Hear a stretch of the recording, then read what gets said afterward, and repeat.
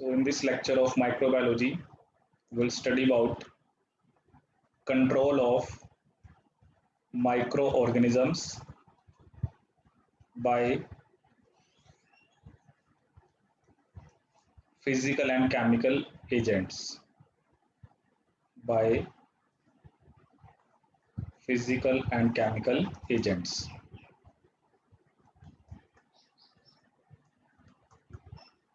And chemical agents.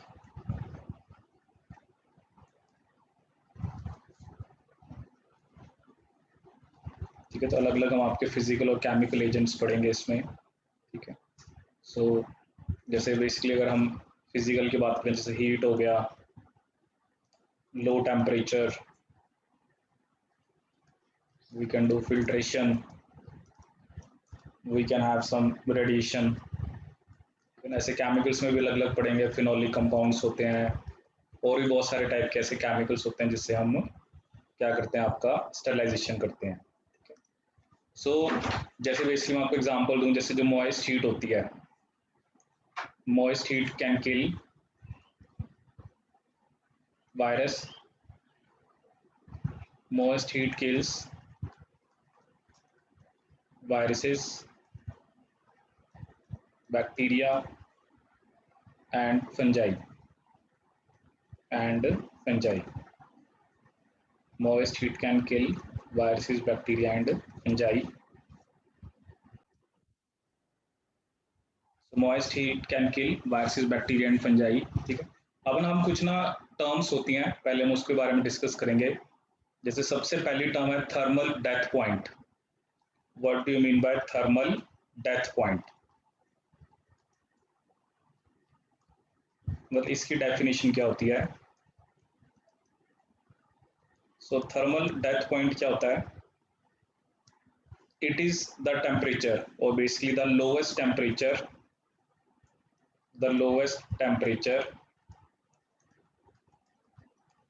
at which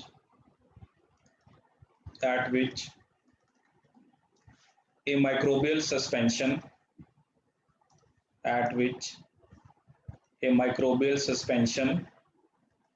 is killed in 10 minutes. At which microbial suspension is killed in 10 minutes.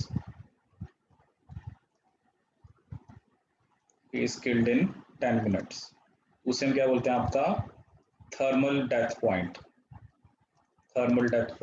ठीक है, तो it is the lowest temperature at which A microbial suspension is killed in 10 minutes. दूसरा जो है वो हमारे पास होता है thermal death time. What is thermal death time?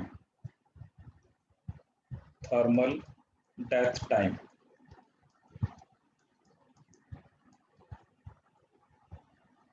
ठीक है, वो पॉइंट था, ये टाइम है. तो obviously it is a time, it is the shortest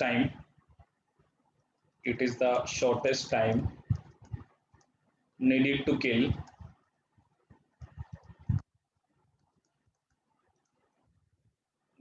kill all microorganisms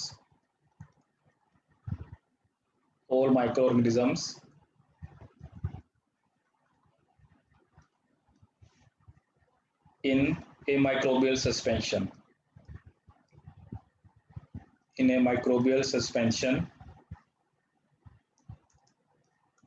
at specific temperature. Microbial suspension at a specific temperature and under defined conditions.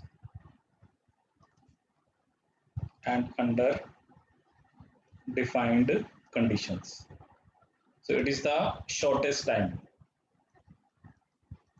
ठीक है, तो थर्मल डेथ पॉइंट एक तरह से आपका टेम्परेचर है, लोएस्ट टेम्परेचर जिस पे माइक्रोबियल सस्पेंशन 10 मिनट्स में किल होती है. और थर्मल डेथ जो टाइम है, it is the shortest time needed to kill all microorganisms in a microbial suspension at a specific temperature and defined conditions. ठीक है, फिर एक टर्म हमारे पास होते हैं डेसिमल रिडक्शन टाइम और D value. What do you mean by decimal reduction time or d value, reduction time or d value, or d value.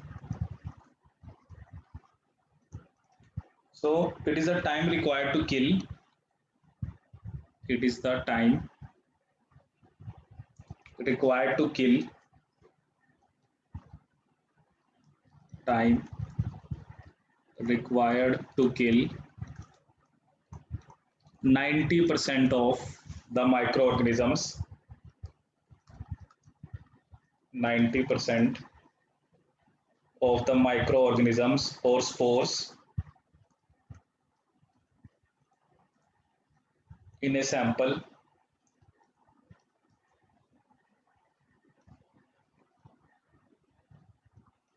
at a specified temperature, in a sample at a specified temperature. So this is decimal reduction time, ठीक है ना, कि अगर आपको 90% जो है वो किल करने हैं, ठीक है, चाहे वो स्पोर्स हैं या माइक्रो ऑर्गेनिज्म है, इसका मतलब यह है कि सिर्फ 10% रह जाएंगे, ठीक है, कि जो भी ऑब्वियसली जो भी इनिशियल है, मान लो मैंने कह दिया कि 10⁻12 स्पोर्स हैं, ठीक है, तो 90% तो किल होने चाहिए, मतलब डी वैल्यू वो टाइम है जिसमें 90% किल होंगे, तो रह कितने जाएंगे 10%, तो 10% ऑफ 10⁻12 कितना हो गया आपका, so it comes out to be 10⁻11, ठीक है. So it is the time required to kill 90% of the microorganisms or spore basically in a sample at specified temperature, ठीक है, तो इसे हम क्या बोलते हैं आपकी डी वैल्यू, ठीक है. फिर एक वैल्यू जो होती है उसे बोलते हैं Z value. What do you mean bye Z value, ठीक है, ये अभी हमने क्या डिस्कस करी थी, डी वैल्यू. नेक्स्ट जो मैं आपको बताने जा रहा हूँ वो है जेड वैल्यू. सो जेड वैल्यू क्या होती है, it is increase in temperature, increase in temperature required to reduce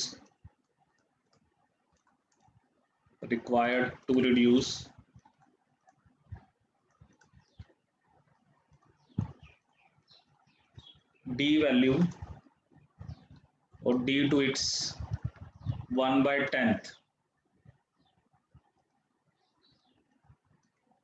its value, मतलब डी वैल्यू का जो भी टाइम है, ठीक है, जैसे मान लो कि हमने कह दिया कि जैसे जस्ट एग्जांपल मैं दे रहा हूँ कि डी आपके पास है, मान लो 80 मिनट्स है, जस्ट एग्जांपल है कि 80 मिनट्स में 90% माइक्रो ऑर्गेनिज्म किल होते हैं, ठीक है.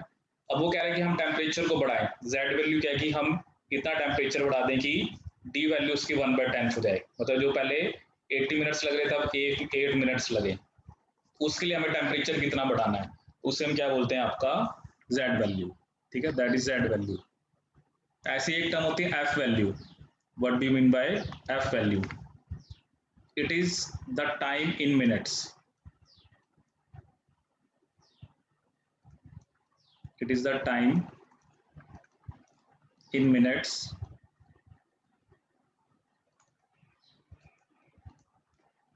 at a specific temperature,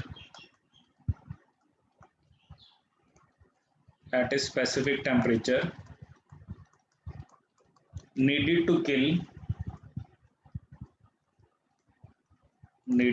kill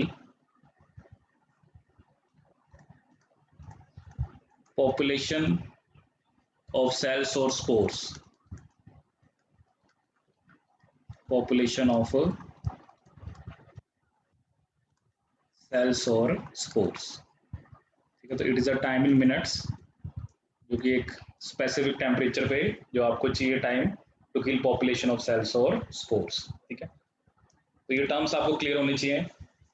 Thermal death point, it is the lowest temperature at which microbial suspension is killed in 10 minutes. Thermal death time is the shortest time needed to kill all microorganisms in a microbial suspension at a specific temperature and under defined conditions. Decimal reduction time, time required to kill 90% of the microorganism or spores in a sample at specified temperature. Z value कि हम temperature को कितना बढ़ाएं कि D value जो है उसकी 1/10 हो जाए, ठीक है।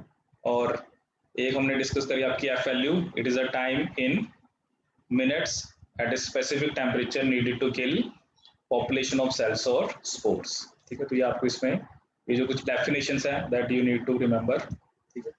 अब जैसे अब हम कुछ एग्जांपल्स लेंगे, ठीक है। जैसे जैसे जो फूड प्रोसेसिंग इंडस्ट्री होती है, फूड प्रोसेसिंग, तो वहां पर हम बेसिकली किसके स्पोर्ट्स के लिए चेक करते हैं, क्लोस्ट्रीडियम बोटुलिनम, क्योंकि वो क्या करता है, फूड पॉइजनिंग, ठीक है। तो फूड प्रोसेसिंग जो इंडस्ट्री होती है उसके अंदर हम basically eliminate clostridium botulinum endospores. ये हमने पढ़ा भी था कि clostridium is one of the genus जो एंडोस्पोर्स बनाता है, क्लोस्ट्रीडियम बोटुलिनम एंडोस्पोर्स, ठीक है। तो क्योंकि ये फूड पॉइजनिंग करता है, ठीक है। तो बेसिकली जैसे हम एक स्टीम स्टरलाइजेशन करते हैं जो कि बेसिकली ऑटोक्लेविंग, मॉइस्ट हीट से हम किल करते हैं, steam sterilization, that is the principle of autoclave, autoclave. इसमें हम क्या करते हैं, 121 degree Celsius 15 minutes and pressure is 15 psi, ठीक है। तो मतलब इसमें जो स्टैंडर्ड ऑर्गेनिज्म होता है वो हम कौन सा लेके चलते हैं, आपका बैसिलस स्टीरियोथर्मोफिलस, बैसिलस स्टीरियोथर्मोफिलस, क्योंकि इस बैक्टीरिया के जो एंडोस्पोर्स होते हैं वो कौन से टेम्परेचर पे किल होते हैं, 121 डिग्री सेल्सियस, ठीक है। सो जैसे बेसिकली मैं आपको मॉइस्ट हीट का प्रिंसिपल बताऊं कि मॉइस्ट हीट कैसे किल करते हैं, जैसे एग्जाम में क्वेश्चन आ जाता है कि मॉइस्ट हीट कैसे किल करती है, ठीक है। So moist heat is thought to kill is thought to kill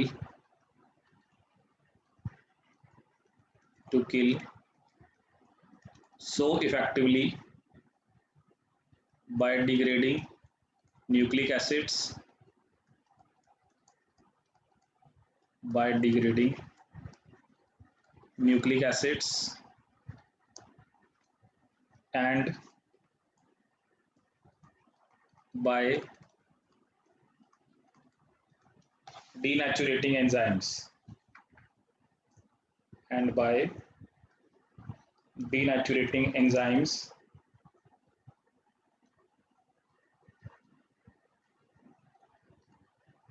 and other essential proteins,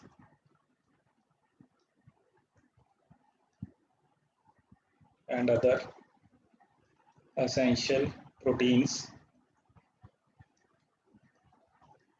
It also disrupt cell membrane. It also disrupt cell membrane. ठीक है, so this is how moist heat kills, ठीक है। तो एक तो ये nucleic acids को degrade करती है, एंजाइम्स आपके डीनेचर हो जाते हैं और बाकी प्रोटीन्स डीनेचर हो जाते हैं और सेल मेम्ब्रेन को डिसरप्ट, ठीक है। फिर नेक्स्ट एक पढ़ेंगे हम पास्चराइजेशन, ठीक है ना, क्योंकि जैसे हम जैसे मिल्क की बात करें तो उसके हम क्या करते हैं, पास्चराइजेशन, पास्चराइजेशन, ठीक है। तो इसमें हम अलग अलग टाइप की होती है, ठीक है। तो पास्चराइजेशन में बेसिकली हम क्या लिखते हैं कि many substances such as milk, many substances such as milk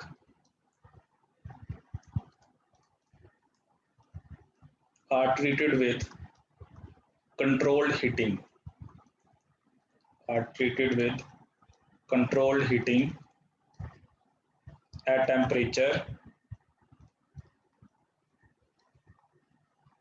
at temperature well below boiling, at temperature well below boiling,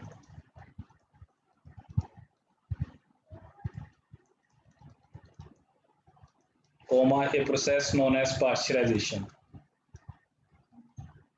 known as pasteurization.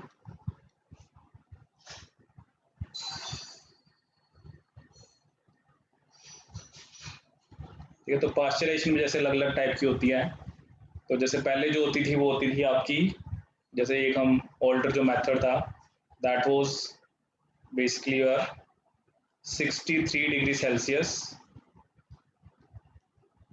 For 30 minutes. ठीक है, इसको आप जैसे लिख सकते हो हाई टेम्परेचर या sorry low temperature and long term.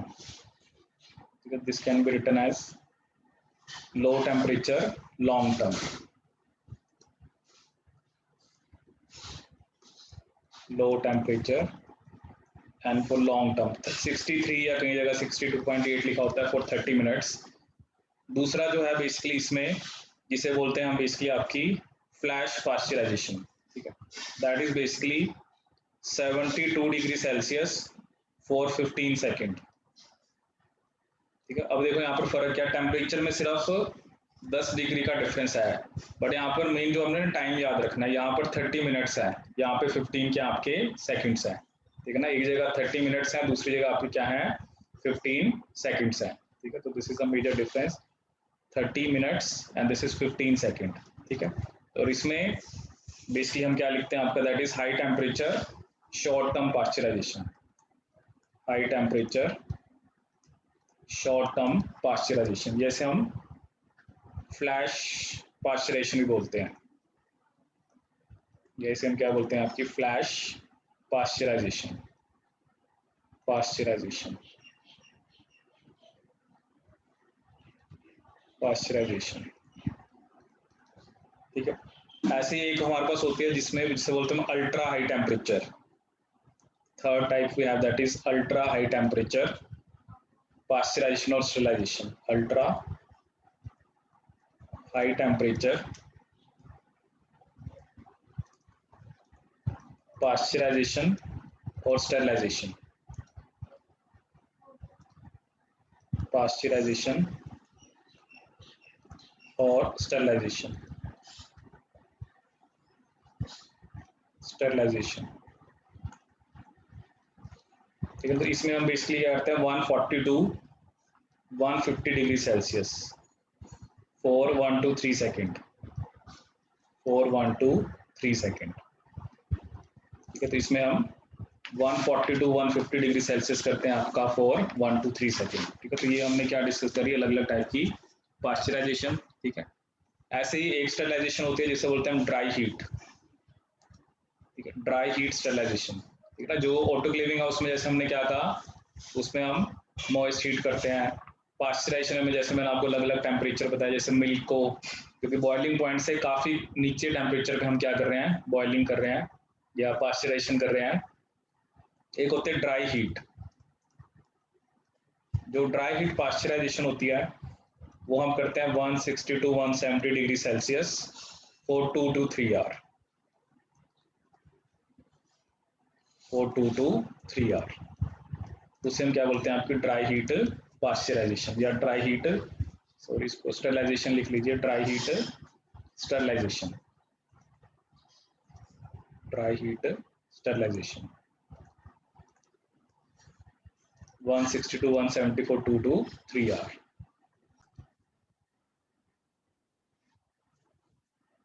So next we have that is low temperature. Low temperature से हम कैसे कंट्रोल करते हैं, so that is basically by freezing items. So basically होता क्या, जैसे टेम्परेचर अगर -20 डिग्री सेल्सियस और लोअर है, so इतने कम टेम्परेचर पे क्या होता है, stops microbial growth, stops microbial growth because of low temperature, because of low temperature and absence of liquid water, and absence of liquid water,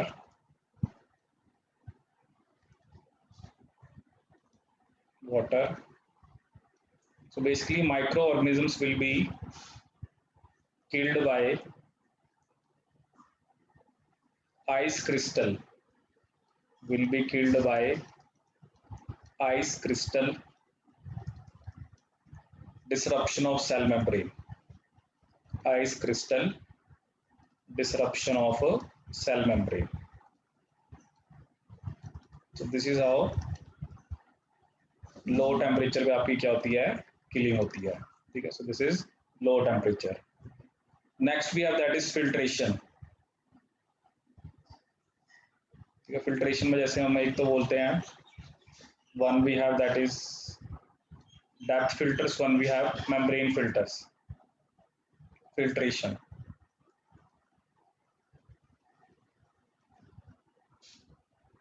तो एक तो इसमें क्या होते हैं, डेप्थ फिल्टर्स, और एक होते हैं मेम्ब्रेन फिल्टर्स. मेम्ब्रेन फिल्टर्स,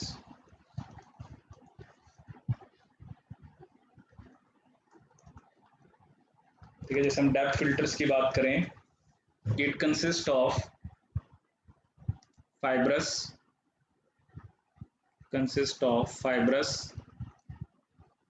और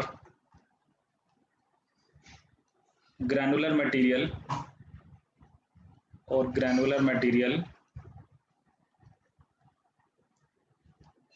that have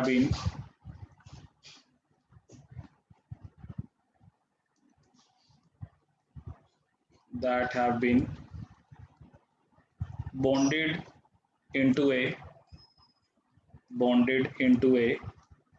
thick layer,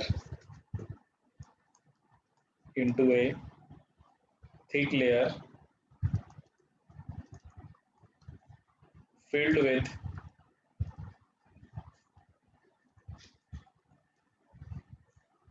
twisting channels of small diameter,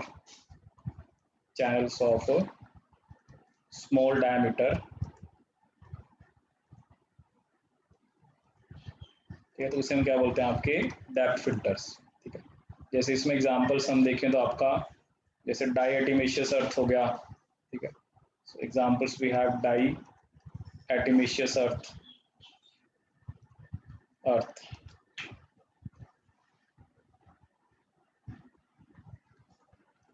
जिसे हम बारकेफील्ड फिल्टर बोलते हैं, बारकेफील्ड filter. One we have that is unglazed porcelain,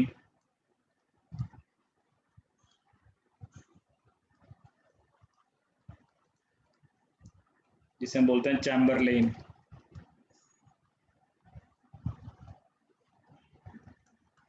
one we have asbestos. ये सब कुछ के एग्जांपल हैं आपके डेप्थ फिल्टर के. ऐसे मेम्ब्रेन फिल्टर की बात करें तो so these are basically circular filters,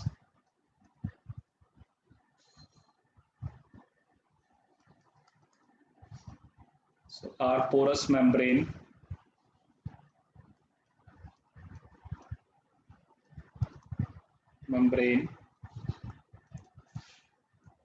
a little over 0.1 millimeter thick, 0.1 millimeter thick. इसमें जैसे हम एग्जांपल्स की बात करें तो we have cellulose acetate,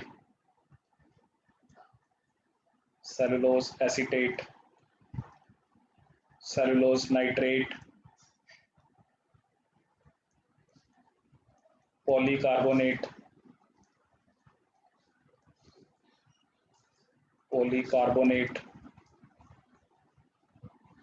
and polyvinylidene fluoride,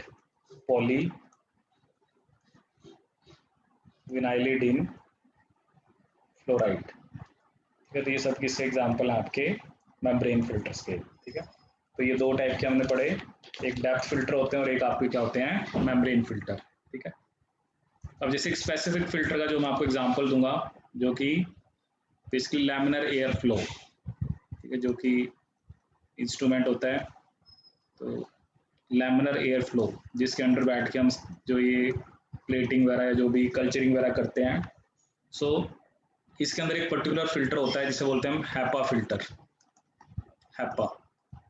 so HEPA stands for high efficiency particulate air, high efficiency particulate air filters,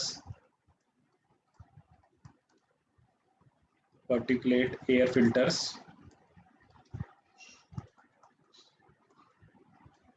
and these filters basically remove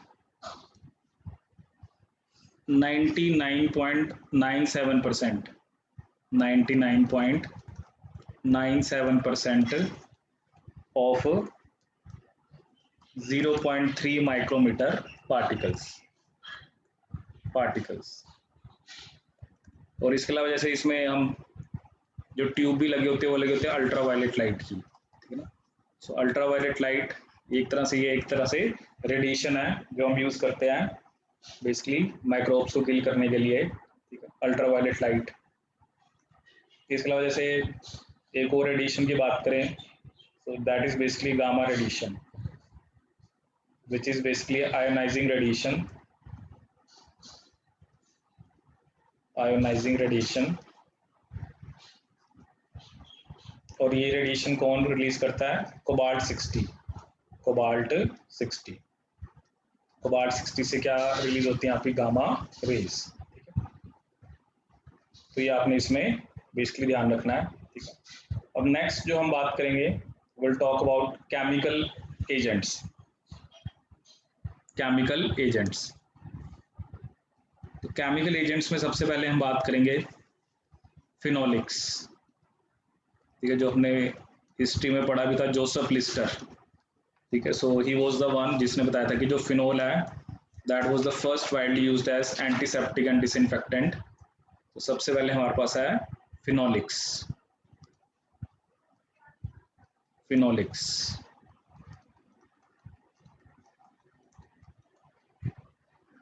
so phenol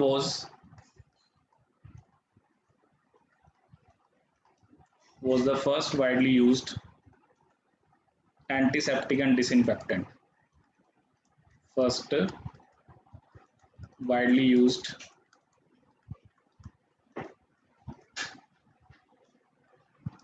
antiseptic and disinfectant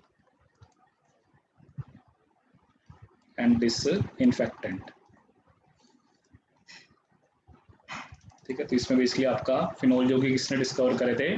Joseph Lister, Joseph Lister,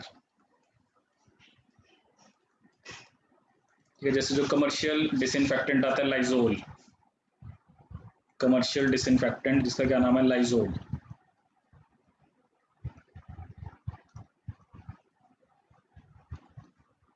disinfectant जिसका basically क्या नाम है? Lizol. So it is made up of mixture of phenolics, made up of mixture of phenolics,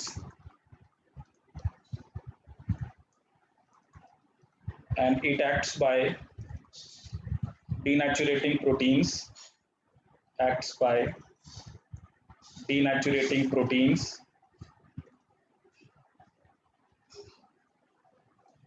and disrupting cell membrane,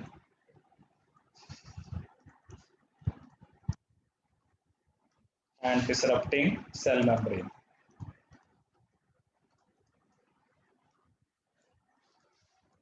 That is basically your Lysol। Okay, so this is a commercial disinfectant। ऐसे एक और compound आता है हेक्साक्लोरोफीन, हेक्साक्लोरोफीन, हेक्साक्लोरोफीन। Most popular antisepsis, most popular or basically most popular antiseptic, because once applied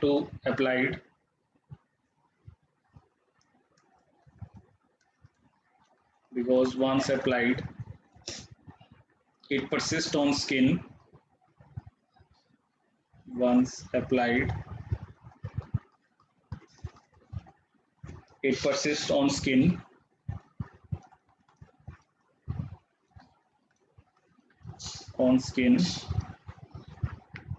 and reduces skin bacteria for long periods. Reduces skin bacteria for long periods.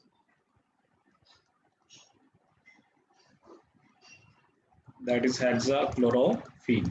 ठीक है, so this is one of the most popular antiseptic. ठीक है, next हम बात करेंगे alcohols की. ठीक है, जैसे आप देखते हो जो इथेनॉल, जिसको बेसिकली हम क्या यूज करते हैं 70 to 80%. ठीक है, अल्कोहल. अब अल्कोहल्स की खास बात क्या होती है, ये बैक्टीरियसिडल और फंजीसिडल होते हैं but not sporicidal alcohols. That is, they can kill bacteria, they can kill fungus, but they cannot kill spores. Bactericidal,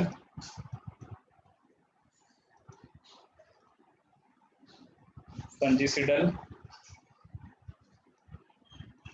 but not sporicidal. Sporicidal.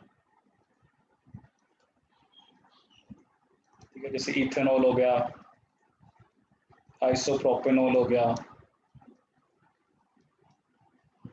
ठीक है, तो इसको हम 70 to 80% इनकी कंसंट्रेशन है जो हम यूज करते हैं. ठीक है, और अगर इनके मोड ऑफ एक्शन की बात करें, what is the mode of action of alcohol? They act by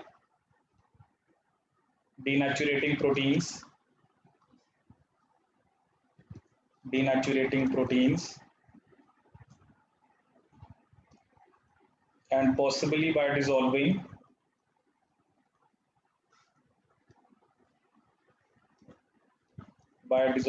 membrane lipids.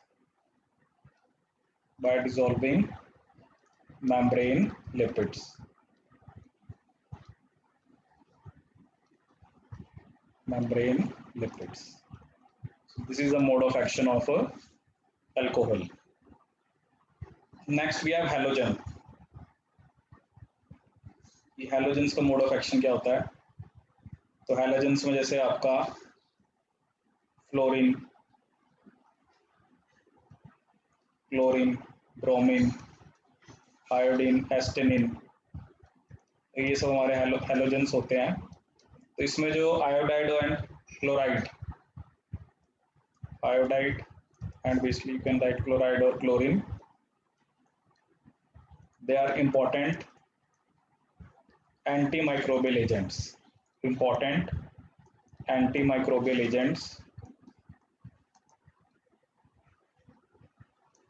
इसमें जैसे सबसे पहले हम बात करेंगे आयोडीन की. Iodine skin antiseptic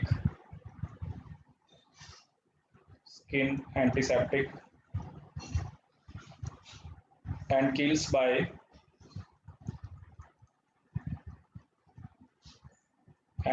by oxidizing cell constituents.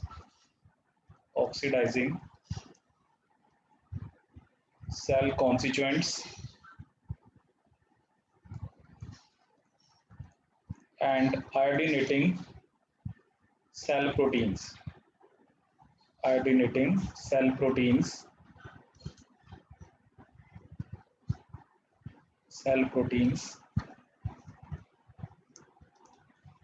At higher concentration, it may even kill some spores. It may even kill some spores.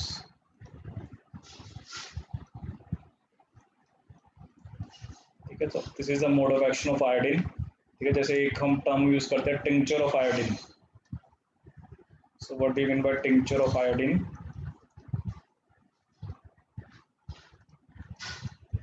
So 2% or more iodine, 2% or more iodine in water ethanol solution of Ki in water, ethanol solution of Ki, that is potassium iodide, उसमें क्या बोलते हैं tincture of iodine। एक term होती है iodophor, iodophor, iodophor का मतलब होता है that is iodine plus organic carrier, plus organic carrier, organic carrier, ठीक है। जो आयोडोफोर होता है that is water soluble, comma stable, stable, comma non staining,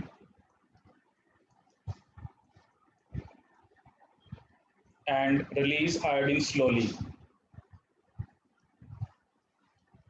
iodine slowly to minimize skin burns and irritation, to minimize skin burns and irritation। तो iodine is a like main halogen जो कि आपका एंटी माइक्रोबियल एजेंट होता है, ठीक है। So that is iodine, tincture of iodine is 2% और more iodine in water, ethanol solution of potassium iodide, ठीक है। नेक्स्ट है heavy metals, next category we have that is heavy metals, heavy metals. तो heavy metals में जैसे mercury, silver, mercury, silver, arsenic, zinc, copper, ये सारे जर्मीसाइड्स होते हैं, मतलब ये जर्म्स को किल करते हैं, जर्मीसाइड। जैसे एक स्पेसिफिक होता है that is 1% silver nitrate to treat ophthalmic gonorrhoea, to treat ophthalmic gonorrhoea, gonorrhoea. When we have copper sulfate, it is an effective algicide, effective algicide in lakes and swimming pools, effective algicide in lakes and swimming pools, swimming pools, ठीक है। तो ये हमने इसके बारे में पढ़ा, heavy metals. Next we have quaternary ammonium compounds, quaternary ammonium compounds. तो ये कंपाउंड क्या करते हैं, ये माइक्रोबियल मेम्ब्रेन को डिसरप्ट करते हैं और प्रोटीन को डीनेचर करते हैं, disrupt microbial membrane and denature proteins,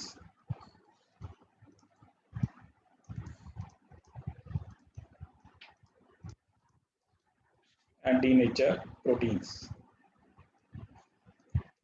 quaternary ammonium compounds।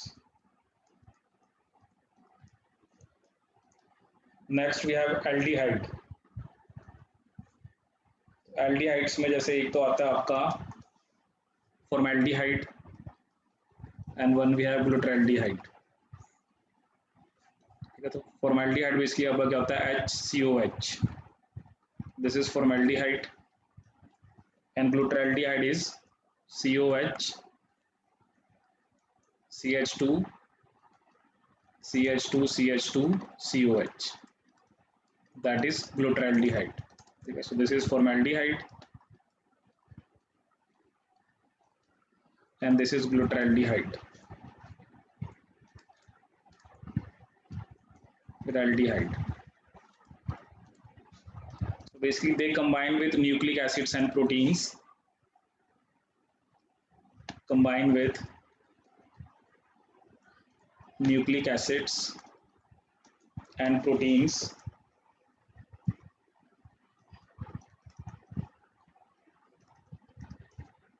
and inactivate them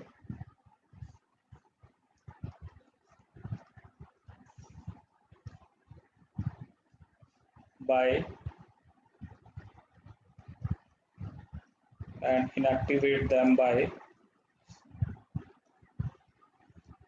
cross-linking and alkylating molecules.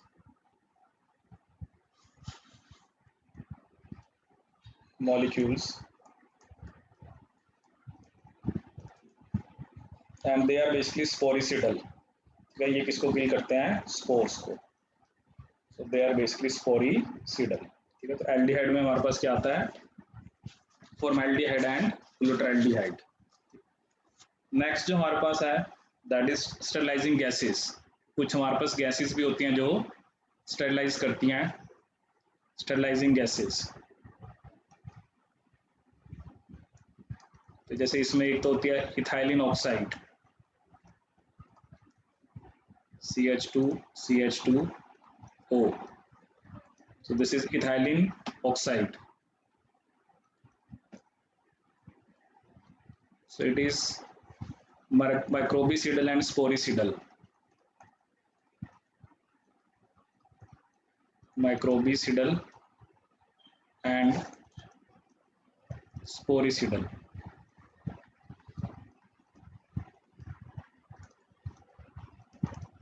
And one we have that is beta propiolactone. CH2CH2O C double bond O. Beta propiolactone. Propiolactone. So it has been used to sterilize. It has been used to sterilize vaccines and sera. Vaccines and sera. That is beta propiolactone.